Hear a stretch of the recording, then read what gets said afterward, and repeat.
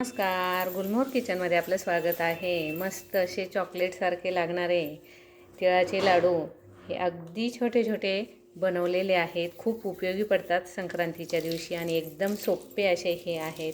Video skip न करता पूर्ण पहा आणि आवडल्यास लाईक आणि सबस्क्राईब करायला विसरू नका. आणि तिळाचे हे लाडू अवश्य बनवा.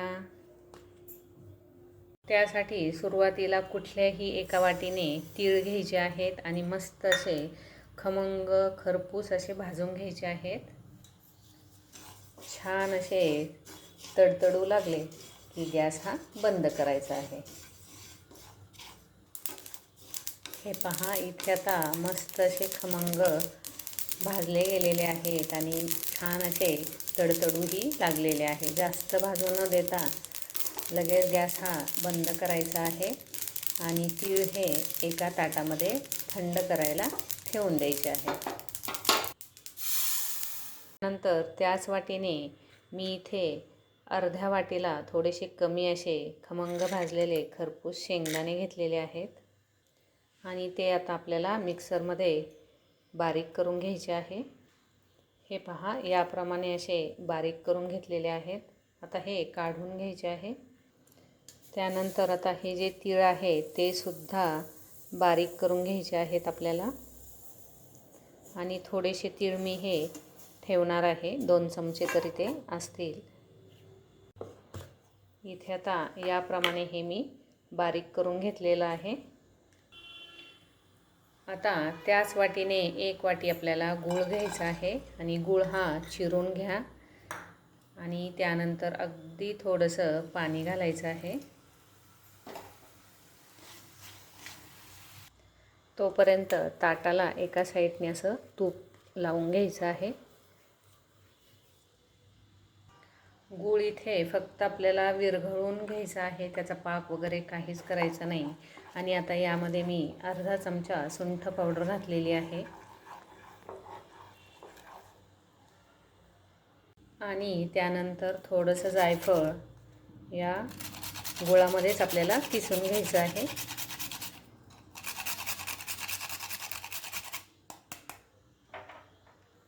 त्यानंतर घालायचं आहे 1 चमचा तूप. गॅस इथे मी बंद केला होता, आता परत चालू केलेला आहे आणि गॅस हा आपल्याला बारीकच ठेवायचा आहे. आता हे सर्व व्यवस्थित असं मिक्स करून घ्यायचं आहे आणि मिक्स करून झाल्यानंतर सुरुवातीला दाण्याचा कूट घालून घ्यायचा आहे. त्यानंतर तिळाचा कूट घालायचा आहे. गॅस खाली मंद आचेवर चालूच आहे, तो बंद करायचा नाही लगेच. आणि आता हे सर्व एकत्र करायचं आहे, व्यवस्थित असं मिक्स करून घ्यायचं आहे. व्यवस्थित असं मिक्स करून झाल्यानंतर आपण जे तीळ ठेवलेले होते 2 चमचे भाजलेले, ते आता यामध्ये मिक्स करून घ्यायचं आहे.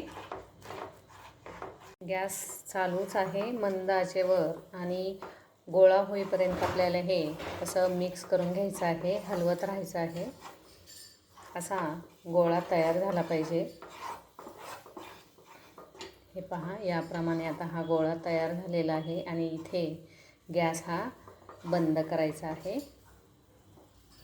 त्यानंतर तूप आपण ज्या बाजूला लावलेलं होतं त्यावर हे मिश्रण आता टाकून घ्यायचं आहे. हे पूर्ण थंड होऊ द्यायचं आहे. इथे आता याप्रमाणे हे मिश्रण थंड झाल्यानंतर सर्व लाडू हे या पद्धतीने बनवून घ्यायचे आहे आणि लाडू केल्यानंतर तुम्ही यावर हे तिळामध्ये सुद्धा असे घोळवून घेऊ शकता.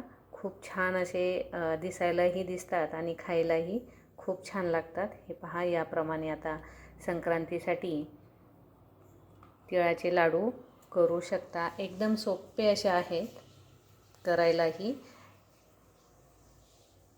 हे पहा, याप्रमाणे असे छोटे छोटे तिळाचे लाडू हे करून घ्यायचे आहेत. इथे याप्रमाणे सर्व लाडू हे तयार झालेले आहेत. तुम्ही इथे पाहू शकता. एकदम मस्त असे हे झालेले आहेत.